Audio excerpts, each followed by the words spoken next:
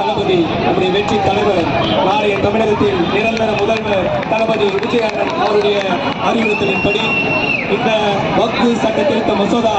இரவு 2 மணிக்கு நிறைவேற்றப்பட்ட உடனேயே மறுநாள் தமிழக வெற்றி கழகத்தின் சார்பாக தமிழகம் முழுவதும் மாவட்ட தலைநகரங்களிலே இப்படிப்பட்ட மாபெரும் கண்டன ஆர்ப்பாட்டத்தை நடத்தி கொண்டிருக்கக்கூடிய நம்முடைய தளபதியின் புகழ் வாழ்க வாழ்க வாழ்க.